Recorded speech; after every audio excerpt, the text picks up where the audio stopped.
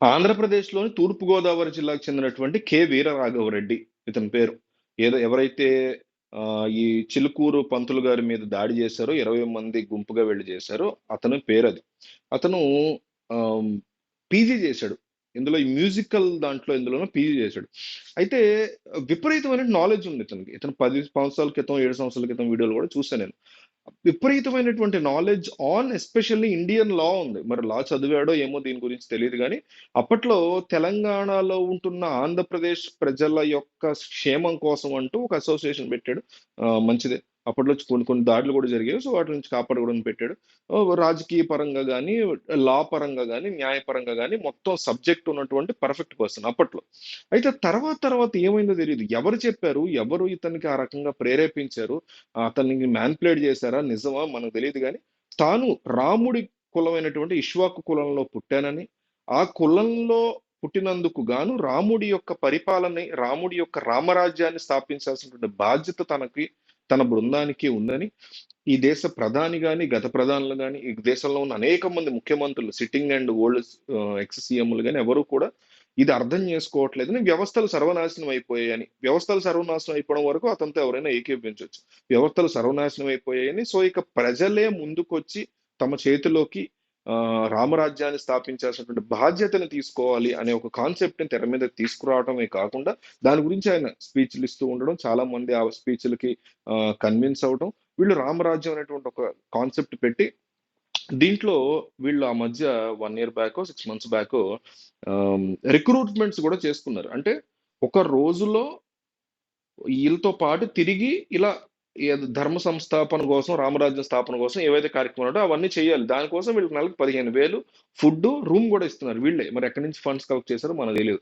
దానికంటూ 20 ఏళ్ల నుంచి 40 ఏళ్ల వయసు ఉన్నటువంటి వాళ్ళు గావాలని మొత్తం రిక్రూట్‌మెంట్ సంబంధించి జాబ్ రిక్రూట్‌మెంట్ టైప్‌లో ఇచ్చాడు ఆయన లిస్ట్.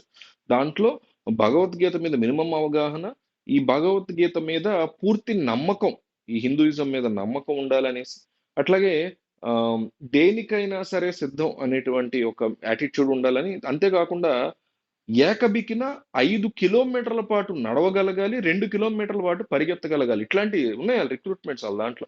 ఇలాంటి రిక్రూట్‌మెంట్ కాన్సెప్ట్ ఒకటి పెట్టి, దాంట్లో మళ్ళీ జాయిన్ అవ్వాలంటే అంటే అప్లికేషన్ పెట్టుకోవాలంటే, ఇప్పుడు నేను అందులో జాయిన్ అప్లికేషన్ పెట్టుకోవాలంటే రూ. 350 కట్టాలి. నా గనక వచ్చిందంటే నాకు మళ్ళీ నెలకు 15,000 జీతం ఇస్తారు. అట్లా స్కామ్ గురించి అనట్లేదు. స్కామ్ ఏం గాదు ఇది. ఆ మెంటాలిటీ అంటే ఎక్కడి నుంచి వచ్చింది? ఒక ఒక వ్యవస్థలు నాశనం అయిపోతున్నాయి. దీన్ని చట్టం మాత్రమే కాపాడగలదు. చివరికి జడ్జిలను కూడా జైల్లో పెట్టాలి. వాళ్ళు ఇచ్చేటువంటి దారుణమైన తప్పుడు తీర్పుల గురించి అని ఒక కరెక్ట్‌గా ఆలోచించే మెంటాలిటీ నుంచి ఈరోజు ఏదో అనుకోకుండా ఒక రోజులో ఉంటారు చూసారా ఒక బ్యాచ్, ఆ టైప్‌లో మాట్లాడేటువంటి పరిస్థితి మాట్లాడుతున్నాడు ఇతను అనేటువంటి మాటలు అనిపించుకోవడం వరకు వచ్చాడంటే, అంటే ఈ మధ్యలో ఎంత జరిగింది? అసలు ఏం జరిగింది? కథ ఏంటి? ఎందుకు ఇతను కరెక్ట్‌గా సింక్ అవ్వలేకపోతున్నాడు సొసైటీలో? ఎందువల్ల మాట్లాడలేకపోతున్నాడు? అతను మాట్లాడినంత కూడా వింటే ఎందుకు ఇట్లా మాట్లాడింది? ఏమన్నా పిచ్చా? ఇతనికి ఏమన్నా బుర్ర పని చేయట్లేదా? అనేవాళ్ళు కూడా ఉన్నారు.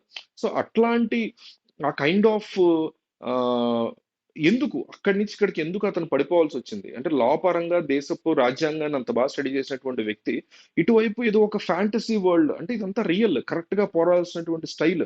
దాంట్లోంచి అది ఒక హిందూయిజం రిలేటెడ్ రాముడు అనండి, ఒక అల్లా రిలేటెడ్ థింగ్ అనండి, ఏ మతమైనా గాని జీసస్ రిలేటెడ్ ఏ మతం అనేది కాదు ఇక్కడ మ్యాటర్.